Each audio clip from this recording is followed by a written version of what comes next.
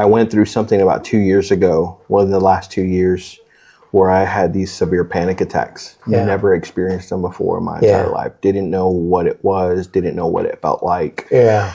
And to be gripped by it for almost about a year with like 6 very specific episodes. Yeah. The first one being on a plane ride from Chicago to San Antonio. Yeah. And so imagine being 3 hours trapped in a plane where you're like, I can't get out. Yeah, no, that's no fun.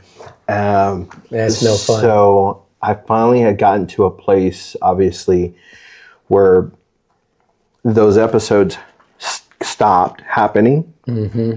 And I was telling Alfred, in that season, I remember feeling like I didn't want the sunlight to stop shining, because the night that I was experiencing in my day would mean that I would have the actual night on the heels of my night. Right? It just felt like darkness constant. Yeah.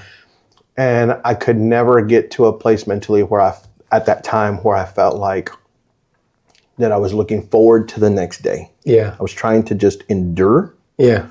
Yeah. But I was also looking for reprieve and freedom from that day. So in that regard, I was saying, I want to be free of this. Yeah. But I also found myself in a place where I was saying, you can have it. Like, I'm done. Yeah. You know, what else is there left to experience? Like, I've lived a good life.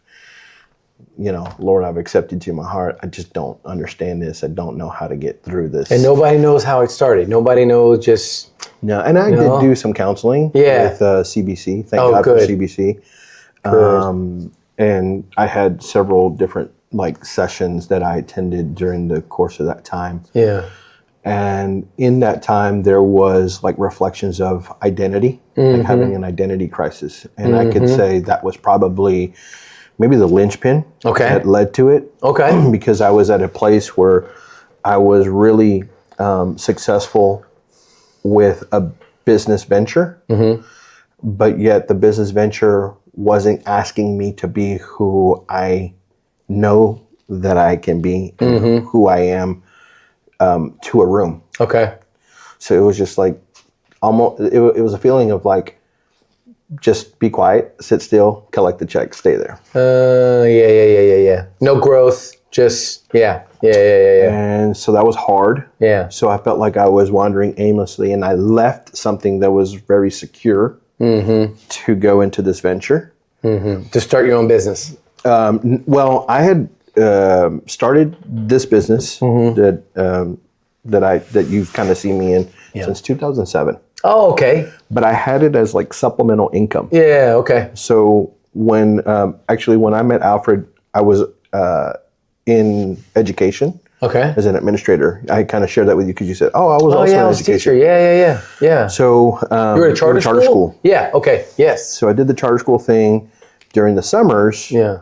We were off, spring break, I was off. So yeah. I was well, what else can I do, generate more money? Yeah. So that's when I got in with Track Home Builders. So the production builders offering a scope of service to them. Got it. And so I just kept that thing running. After the school, or while I was still at the school, then I got a job offer to go into healthcare. Okay. So I had a friend who was in, you could probably call it pharmaceutical sales, but this wasn't that necessarily. But it was in that same arena. Okay. So I did that up until 2020. Okay. And then around 2016, my brother calls me and says, hey, I want to launch this business. And yeah, right. I remember. So that was kind of that thing that, started the whole unraveling. Yep. But man, the Lord, I felt like he was preparing me for that season, because out of nowhere, he brought Psalms 23 to my heart, to my mind, to my spirit, and basically saying hey, you're going to walk through a valley. Yeah. But I'm going to be with you. Yeah.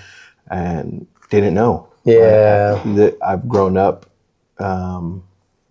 living a life of faith, being raised in the church, going to private school. Yeah. Not necessarily straying far from the Lord. So I felt like, hey, I have a good relationship with you. Yeah. But this was very much deepening that. Yeah. And taking me to a whole another place of full reliance upon him and less reliance on Moses. Yeah. Being the guy, And I would definitely say that I felt like I was feeling myself a little bit too much.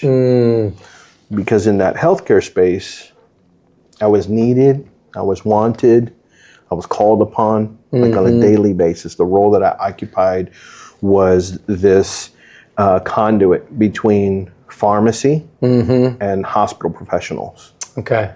So when you are working with a physician, someone who is highly educated, someone who deals with very complex situations, and they are relying on you to help them through their cases, then I felt like, I'm needed, I'm wanted, and I bring something to the table.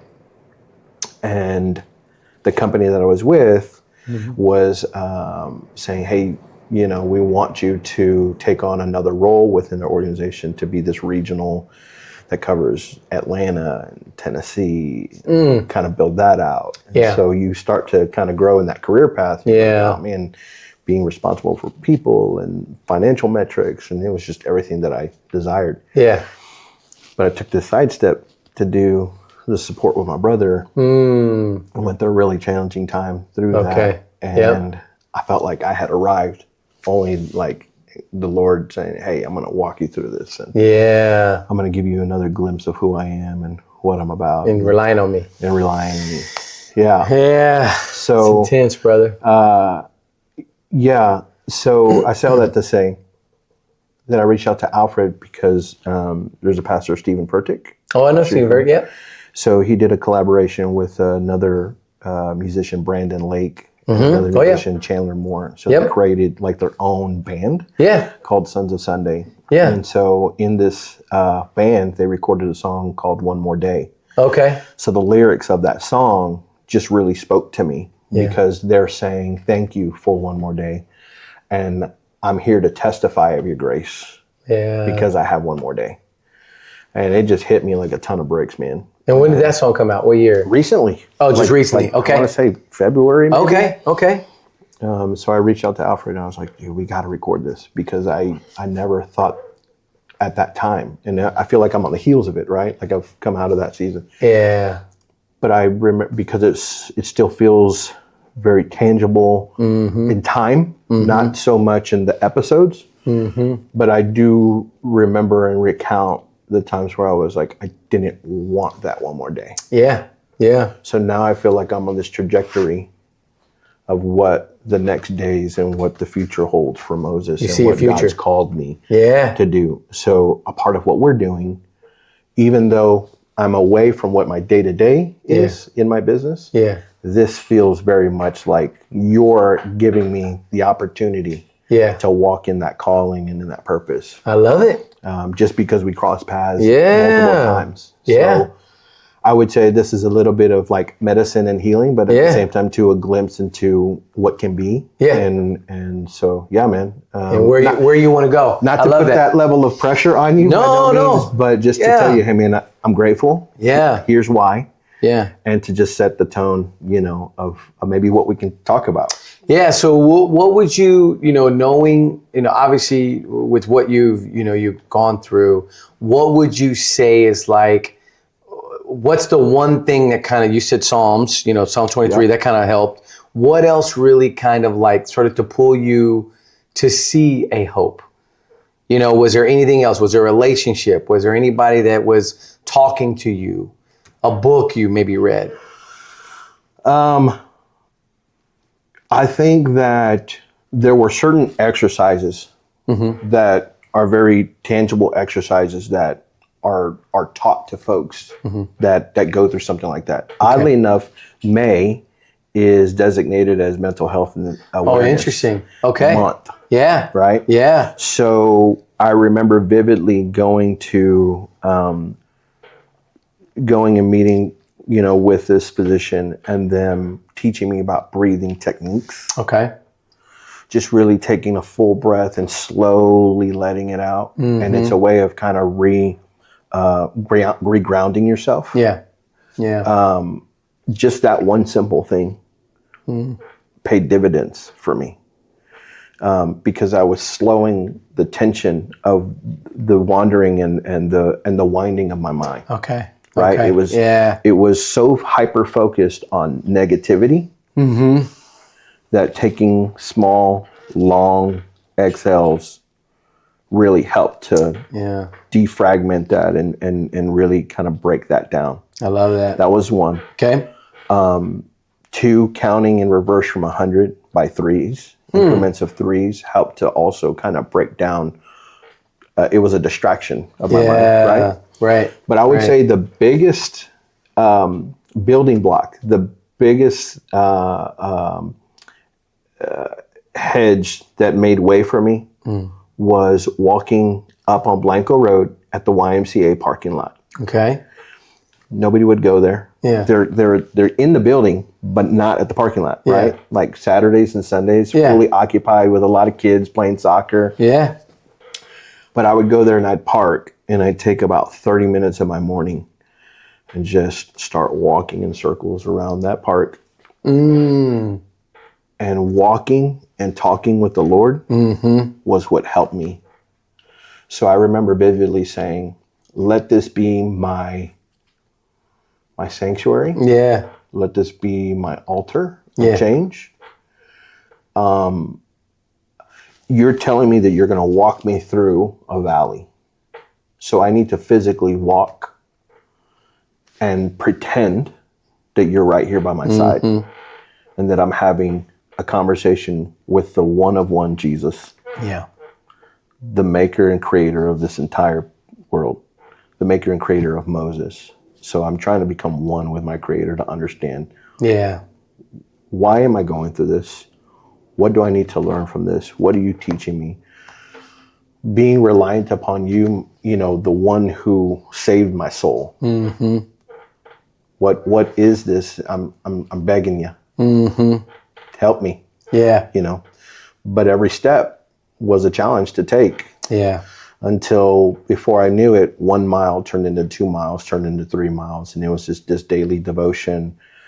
And then I remember thinking, take a mental note of just the sky, Moses. Yeah. There were days that were gloomy.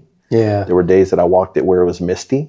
There were days when I walked it when it was sunny. There were days when I could hear the birds chirping a little bit more. So I didn't take a lot of stuff for granted. I was taking in data of Everything what is going each on. day and how it was changing. Yeah. So little by little, as it changed, I progressed. Yep. And then saying, okay, I relinquish and I let go of the burdens. I let go of the stress, of the fear, of doubt. And how do individuals like Abraham, who has a promise, walk a similar terrain up a mountain to do something that you asked him to do? Yeah. Knowing full well that if he had to do that, he had enough faith in you that you would raise his son. Right. Right. Really powerful. Yeah. But, until you have to face yourself, we can all go through life with just day-to-day stuff, families and careers. But when real life smacks you in the face, then what are you made of? Yeah. Who are you connected to? And who you turn to. And who do you turn to, right? Yeah, for sure. For sure. Yeah, man. So, that's powerful. I love that. I love that you share that. Now, what is, so now that you're obviously it's a daily thing. You're on the other side of that, right? What's next? Like, what do you want to do now? I know we've talked a little bit about the speaking. We've talked a little bit about the training aspect. Like, where do you see being able to really pour into people the most? Because one of the things I've done John Maxwell. Did you do the John Maxwell? I did. When did you do John Maxwell? What year? I did it during the pandemic. Oh, so you did it? I was set to walk the stage, all of that, do the luncheon. Yeah. And then the pandemic hits and they totally shifted and rearranged how they do the John Maxwell. Was it all online? It was all online. Everything virtual, multiple screens with thousands of people. Yeah. Yep. So, I've been a part of a Tony Robbins one like that. So you've done John Maxwell. So the one thing that I'll say that I think what John Maxwell really helped me to understand is that if you're going to speak, you got to add value, right? Like if I'm gonna get in front of people, I've got to be able to add value to people. If I can't add value to people, then I probably shouldn't speak. You know what I mean? Like I need to have something to say. So now that what you've walked through, what do you want to add to people? What do you want? What's your message that you want people? Have you thought about that? What you want to talk to people about? What you want to teach people? Yeah, I wouldn't necessarily say right now that there is something that I'm set on teaching. Yeah, okay. I would say that I want to be able to have discussions with individuals that are walking out this journey and experience certain moments in their journey that aren't explainable. Okay. Yeah. Like for fair me, enough. I felt like I was driving 80 miles down the highway, doing the same route that I typically do, driving a vehicle that you're very comfortable in, only to wake up to smoke and debris everywhere, not knowing what hit me, how it hit me, from where did it hit me. Yeah. And then to go through a recovery process to get back to saying, okay, now why am I doing 80 again? Yeah. So now I live life with more purpose and intention. Good. Not to say that I didn't. I had a desire to do well in life. Yeah. To offer a little bit of a glimpse on what faith looked like. It was in a very cookie cutter way. Hey, I'll pray for you. Yeah. Anybody can say that. Yeah. But when I realized, like, man, how many people might be going through what I just walked through? How many people are really gripped with fear that are dealing with a silent killer, but they show up every day to work that nobody even knows, but they're putting the smile on their face. Yeah. Only to cry on the way home, only to have to live in their thoughts. Like, if there's people that are out there like that, man, my heart went out to them. I remember having that vivid thought of like, nobody really knows what I'm walking through. It doesn't matter how much I try to articulate and explain what it feels like or how unexplainable it is. Somebody would think, man, you're losing your mind. And I very much felt that way. And I very much felt like, people that can relate. How am I going to redeem myself from that? Yeah. Because remember, I mean, the way that I was raised, the deposits that were made into my life, having the types of journeys that I've had, you would think, oh man, great guy, pretty between 10 and 2. Yeah. But then you walk through something that just forces you to be changed. And now I'm saying, okay, is this my Saul Paul conversion? Yeah. Or is this like, what are you having of me to do? So you asked me the question of, what would I plan on teaching or sharing with others? I want to make sure that it's very evident that the light is coming through and that the salt is there. Yeah. And that if I have the ability to do that through leadership, right? Because like John Maxwell says, a leader knows the way, he goes the way, he shows the way. Yeah. And so if there's someone that is dealing with something that hits them out of left field, how do you start to rewalk your journey? Yeah. And regain confidence and strength. Yeah. But let's maybe identify that there is a real purpose. And only one person can give that to us. Yeah. And so how do we reconnect back to the source? Right? Yeah, 100%. He's the wheel within the middle of the wheel. He's the vine and we are the branches. Yeah. Right? And so how do we reconnect to that? And when you reconnect to that, you start to really live life with true intention. For sure.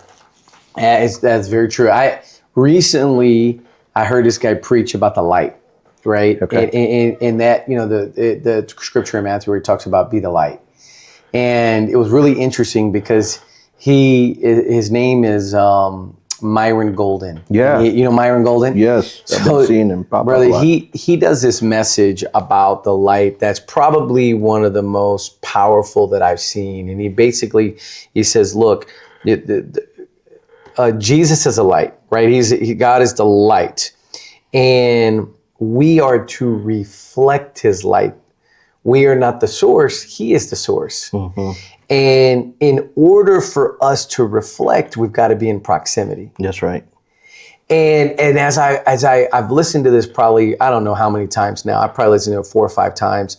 But the key to this being the light is proximity and being close. And so when you were talking about Psalms, it made me think about, though I walk to the valley, like when I got to go to Israel and walk, there is a place called the Valley of the Shadow of Death. And it's literally a valley. And this valley, you would literally have, if you were in Galilee, when you would go to Jerusalem, you'd have to walk through it every time. Oh. So Jesus walked that valley like a bunch of times in his lifetime for all the different festivals. But it's a literal place. It's not a metaphysical. It's not like it's interesting, right? Like, so when you walk, we're standing over there looking at it, and you're like, here's this valley that's like, it's a real place. And then we sit there and you think about the idea that, okay, well, Jesus and his family had to walk through there. Every time they would go to Jerusalem, every time they would go to make their sacrifice, every time they'd go to a festival. And so it's proximity. That's how we really are able to shine, by staying close to Jesus, staying close to God. And the more that we can stay close, the more we're able to reflect what God is shining on us. He's the source. We are, and he's a source and he's a resource, right. But he wants to use us to shine on other people. Yeah. Right.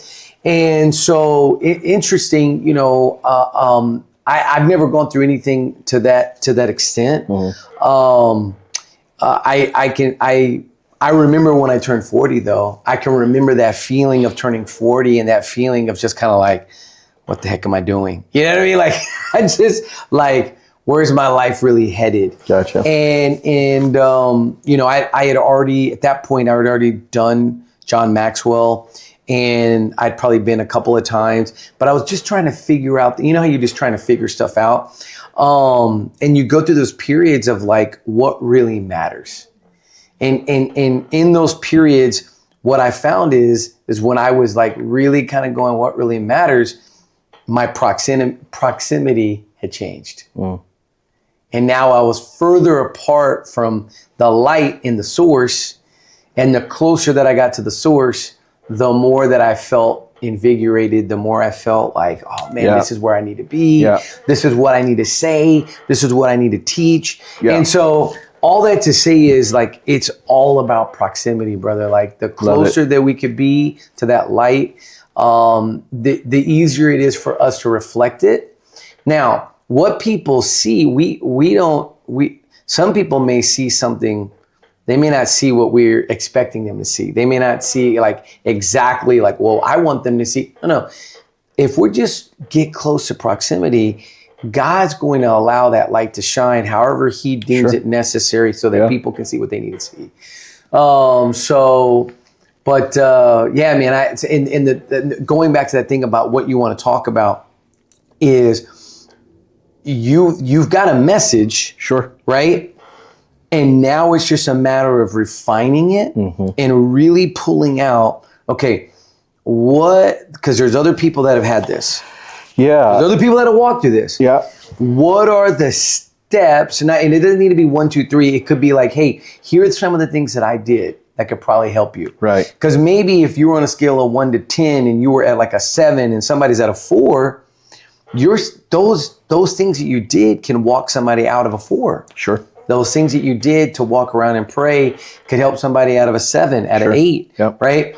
But we've got to, you really sit down. If I were to tell you anything, is really sit down and kind of map out what that speech looks like. What does that talk look like? Yeah. What do you want people to feel when you describe being in that airplane? Mm-hmm. Mm-hmm. What do you want people to feel? Because I guarantee you, I've been on airplanes and there have been some anxiety moments. People can relate to that big time. And then from there, it's like, okay, hey, this is where I was. This is what was going on. These were the life things that were going on. But now here's how I walked through some of those ideas. Yep. I think it would be really, really powerful. Now, and what questions would you have for me in terms of what I do currently in terms of the speaking that I do now. Yeah. Well, before I ask, one thing that I feel like I'm very clear on, that I always felt prior to this episode, was being that I have this business development background, and that I'm in this contract space. I felt like aspiring entrepreneurs or entrepreneurs that are in a growth mode are probably faced with certain challenges and fears of going from step to step. And because we feel those things and the weight of it, I felt that someone walking through it can continue to shed light and share, here's a path towards some more freedom of the space in your mind, so that there's not a lot of clutter, so that you can make really sound decisions. And we do that through real practical leadership steps. And here are the things that build your foundation that you can always come back to. And when you start to build your foundation, just like building a house as a contractor, when you have that right foundation, then all of your studs will operate according to the way they're supposed to operate. Then the pretty finishes will be able to stand the test of time because the foundation was set right. And so I feel like those two worlds really collide well for me. 100%. And I think that is where I can speak from as a leader, as a contractor. Like, how do you rebuild your life if it's collapsed? Or how do you build your life? Or how do you build your business? Or if your business feels like it's collapsing, what do we need to do to remodel it? Or to set the foundation right. Because I know a lot of business owners that they created business, but really they created a job. Right, they don't understand that they just created another job for themselves. And one thing that I always talk about is the E-myth, the entrepreneurial myth, the E-myth, because when you understand a business is built to provide you the life that you want to live, right? It's not, you don't start a business to make another job. Like you can just go work for somebody, and sometimes it can be a lot more effective, than starting a business. And then you are just kind of running your wheels, and you're the janitor, you're the bill collector, you're the CPA, you do everything. It might be easier just to go get a job at that point, right? But when people understand that you're starting a business, the whole key to the business is to build systems, is to build leadership, is to build the plan, so that you are working on it, not in it. And a lot of people miss that. They miss that step because they didn't build that foundation from the beginning. So then, what was your transition like? Because you had told me, hey, I was in education, and then you transitioned into the real estate market world and the magazine. What was that for you to make that switch? What were you looking for out of life at the time? Well, I was in education. At that particular time, I was a 4th grade teacher. Okay. And I was kind of starting to see that there was probably some changes that I wanted to make. And then I got into educational consulting.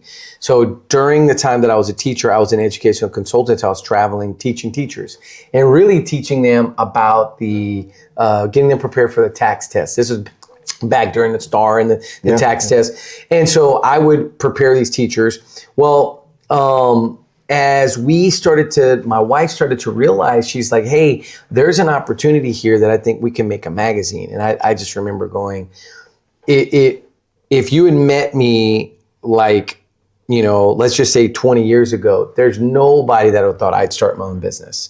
20 years ago, I was all in for teaching. I had my master's degree from A&M.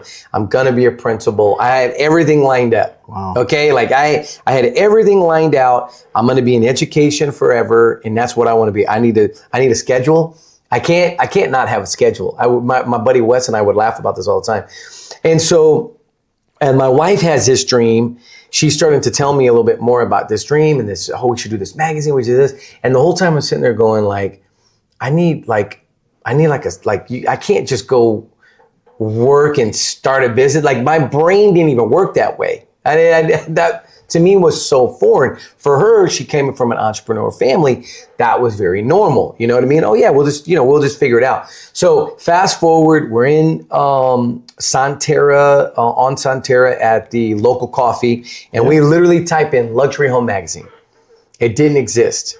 It was a franchise. And I remember my wife going, she's like, this is what we need to, we need to start, we need to bring this to San Antonio. And I thought, okay, that's wild.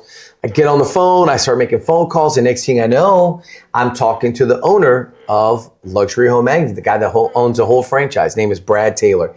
And he's just talking to me, getting me all pumped. And the more he's talking to me, the more excited I'm getting about possibly starting this magazine.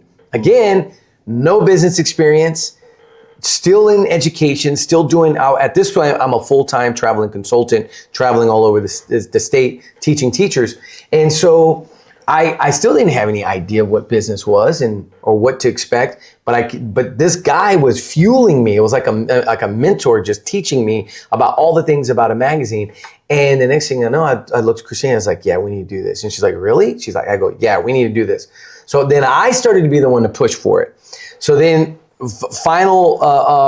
was about, I don't know, we had written the check for the franchise.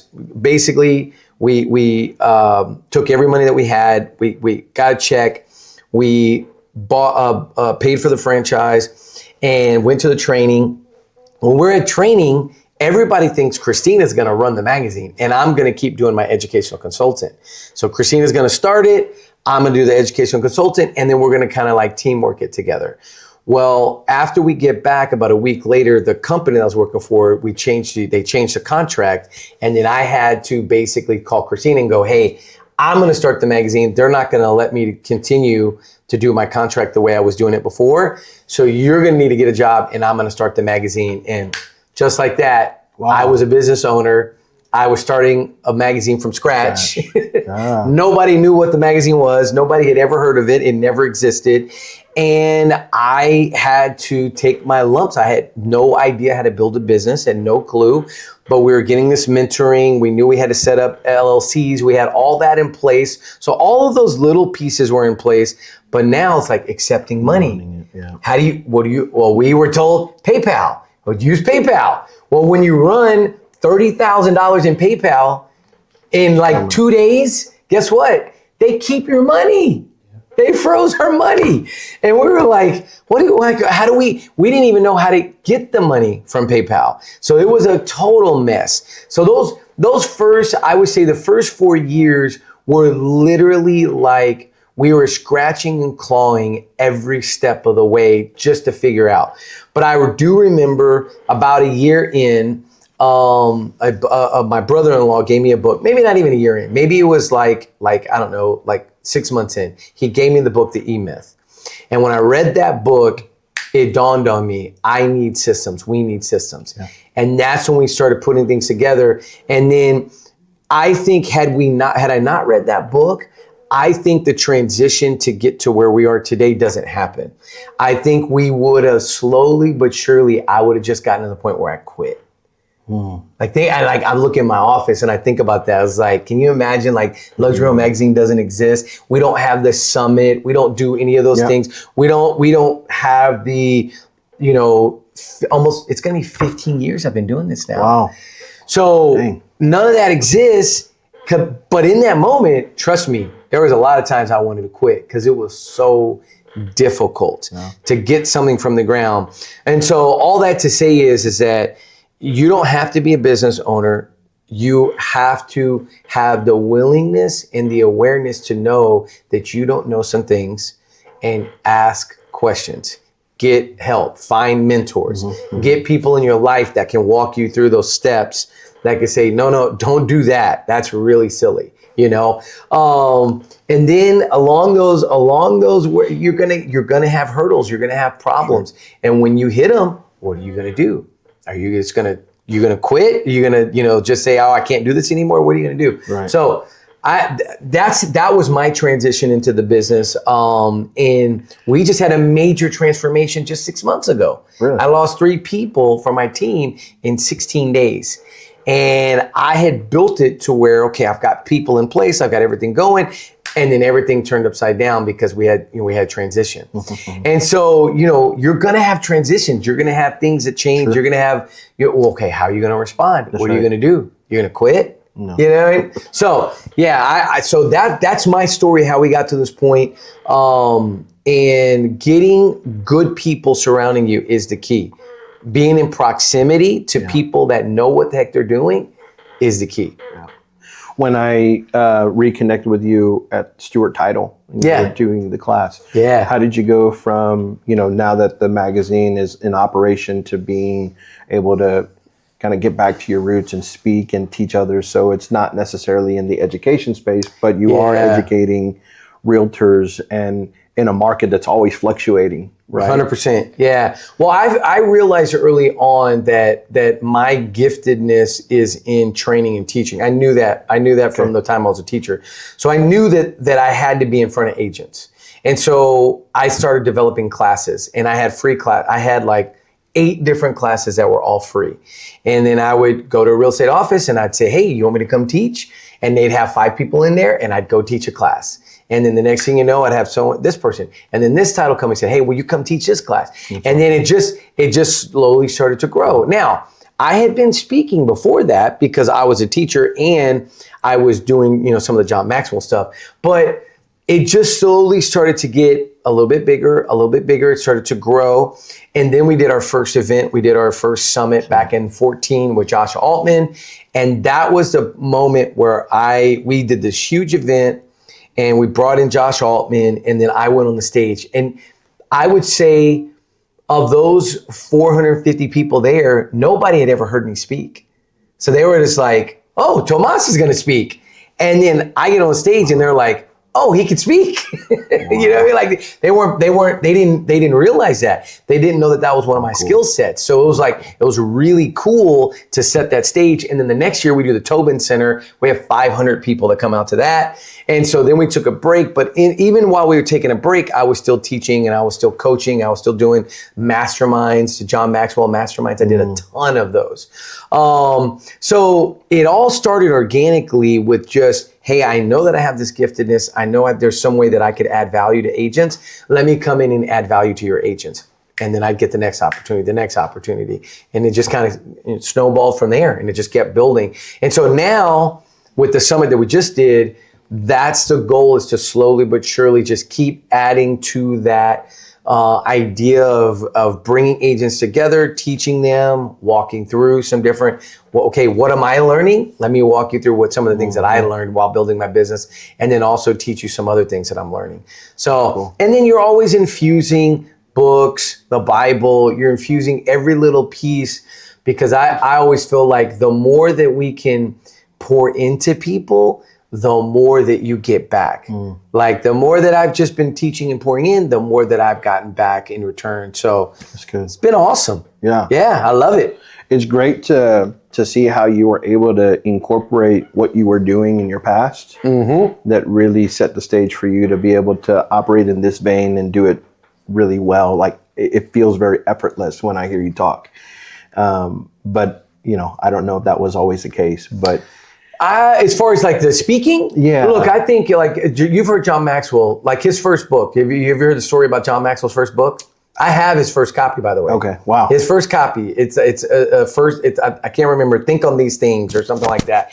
The book is not that good. It's his first copy. It's his first book he ever wrote. The chapters are like a page and a half. Yeah. I mean, like, if you saw this book, you would be like, this is John Maxwell's first book?